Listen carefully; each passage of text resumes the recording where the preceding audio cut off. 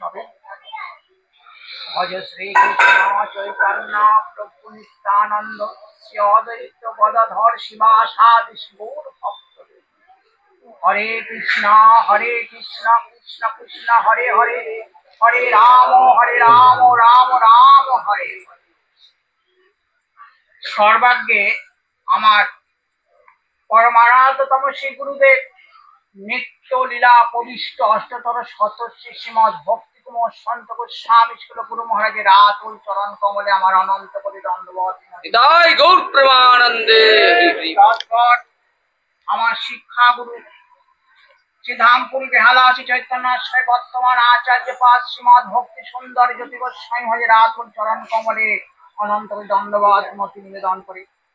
তারপর আমার শ্রী গুরুপাদ পদ্মের বিশ্বম্ভর সেবক এবং আমার শিক্ষাগুরু পরম পূজ্যপাদ বিদণ্ডী স্বামী ভক্তি কমল ঋষিকেশ গোস্বামী মহারাজের চরণ কমলে আমার অনন্ত কোটি দণ্ডবত। মহারাজের চরণ কমলে আমার অনন্ত কোটি দণ্ডবত। সতীর্থ গুরু ভ্রাতা এদিকে চলে আসুন একটু। সতীর্থ গুরু ভ্রাতা এই প্রহ্লাদ প্রভু এদিকে এই সাইডে একটু বসে যান, মহারাজ ওইখানে চেয়ারটা দিন। চলে আসুন মহারাজ। সতীর্থ গুরু ভ্রাতা চন্দন আসন পেতে দেশাম প্রভু, আসন পেতে দেশাম প্রভু। সদানন্দ প্রভু এবং মহারাজ সনাতন প্রভুকে আমার অনন্ত কোটি দণ্ডবত। সমবেত বৈষ্ণব মন্ডলী মাতৃমন্ডলী সকলকে আমার যথাযথ দণ্ডবত।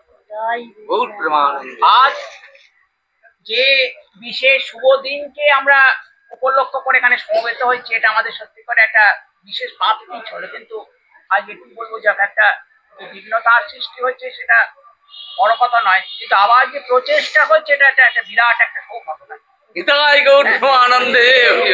দেখুন একটা আমাদের কথা কি বলছি, মানে বিশেষ করে কবি কর্ণপুরের একটা বিশেষ শ্লোক মনে পড়ে যাচ্ছে। তিনি এক জায়গায় বলছেন যে ন লবেনাপি লবেনাং তদ ব্যথায়ং পরিবৃত্তং বিনোদ চিত্তা। ন লবেনাপি বলছেন, ন লবেনাপি বলছেন কেন? মানে দেখুন বন্ধনকে, কোনো কিছু বন্ধনকে কাটতে গেলে সেখানে একটা কিসের প্রয়োজন হয়? ধারালো অস্ত্রের প্রয়োজন হয় না? যেমন দড়ির বন্ধন বলুন, শিকলের বন্ধন বলুন, জগতে যা বন্ধন বলুন, একটা কিসের মানে সেখানে একটা ধারালো অস্ত্রের প্রয়োজন। কিন্তু আমাদের যে মানুষ্য জীবনে যে ভববন্ধন, সে ভববন্ধনকে মানে সে তাকে ছিন্ন করতে গেলে কিসের প্রয়োজন বলুন তো? এখানে কিন্তু কোনো কাঁচি বলুন, ছুরি বলুন, করাত বলুন, এমন কিছু বলুন, কোনো যন্ত্রই কাজে আসবে না। তাহলে কোন যন্ত্রের দ্বারা কথা যাবে? তখন বলছে কি জানেন, না লবে না পি তৎ কথায়ং পরিবৃত্তং বিনোদ চিত্ত। একমাত্র জগতের কোন যন্ত্রই যখন কাটা যায় না, কিন্তু যদি একবার যদি মহতের কথাকে আশ্রয় করে, একবার সাধু কথাকে আশ্রয় করে, যে অনন্ত কাটি অনন্ত জীবনের যে বন্ধন, যে যোগের রাস্তায় গেলে তাকে ছিন্ন করা যায় না, যা কর্মের রাস্তাকে ছিন্ন করা যায় না, এমনকি এই জগতের কি তন্ত্র মন্ত্র যত পথ আছে ছিন্ন করা যায় না। কেবল যদি একবার যদি মহতের চরণে আশ্রয় করে, ওই মহতের পাদ পদ্মে দুহাত ধরে বদল ভরে একবার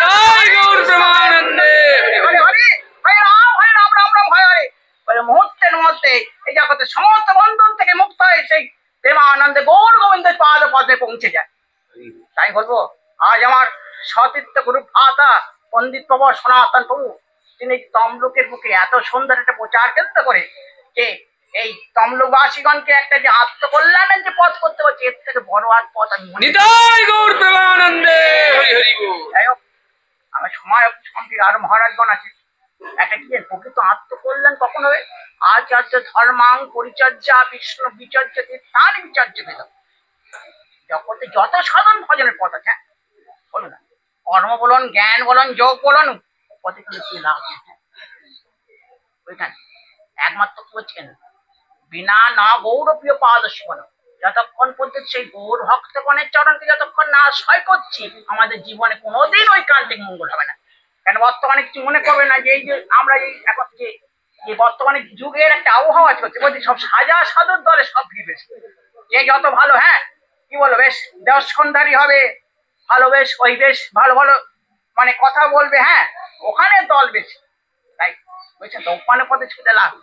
আমি একটা ওই কথা বলে সমাপ্তি করে সেখানে আমি আমার ওই কথা সমাপ্তি করবো। একটা ভেড়ার মানে বাচ্চা, বুঝছেন তো, এখন মনে চলতে চলতে হারিয়ে গেছে।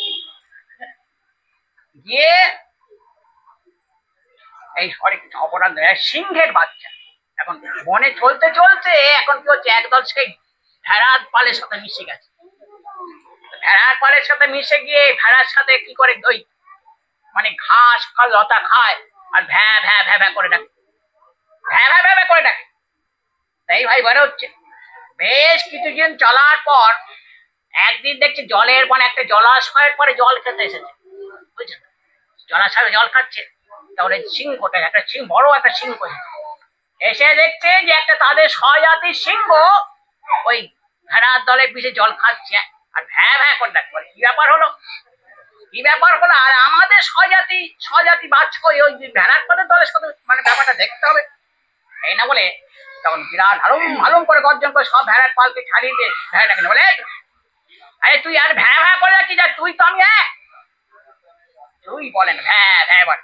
তখন জলাশয়ের কাছে বলে দেখাচ্ছে, বলে ওই দেখ তুই আর আমি এক, তুইও যা আমিও তা, এই ভ্যা ভ্যা ভ্যা। সঙ্গে সঙ্গে একটা শিগাল সঙ্গে সঙ্গে একটা খরগোশকে হত্যা করে তার রক্ত খায়, আর যেই না সেই রক্ত হচ্ছে জিহায় বলছে ভ্যা ভ্যা ভ্যা। তা ওই রকম হয়েছে আমাদের অবস্থাটা ওই ভেড়ার পালের মতো না বলতো, ভগবানের বিমুখী মায়া, হ্যাঁ আমরা এমন মহচ্ছন্ন হয়েছি। আর আমাদের ওই ভেড়ার মতো সংসারে ভেড়ার মতো ভ্যা ভ্যা, মা আমার মানে তুই আমার, ছেলে আমার, পুত্র আমার, কন্যা আমার, ভ্যা ভ্যা করে বলছি। কিন্তু কেউ কারণ নয়, যে কোনো মুহূর্তে হ্যাঁ হরে কৃষ্ণ বলে চলে যেতে হবে, সেটা একটা কথা মানে। তাই সে আমাদের সেই আমরা যে ভুলে গেছি, যে আদম স্বরূপটা ভুলে গেছি, যে আমরা তো সেই আমরা যে নিত্য কৃষ্ণ দাস, তাই না? ভগবানের সেই বিমুখী মায়ার জন্য আমাদের সে আত্ম স্বরূপটাকে ভুলে দিচ্ছে, আর ভুলে দেওয়ার জন্য বারংবার সংসারে নাগরদলে আমরা জন্মিত নাগরদলে।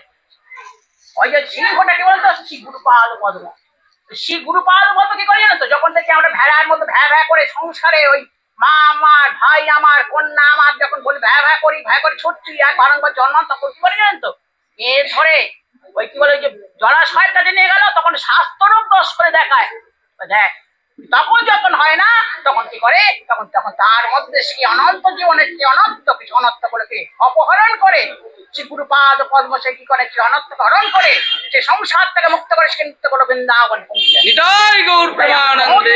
একমাত্র আমাদের শান্তির মঙ্গল লাভের পন্থা। বাঞ্ছা কল্পতরু ভস্য কৃপাচন্দ্র হে বচ পতিতানাং পাবনে বৈষ্ণবে। এতক্ষণ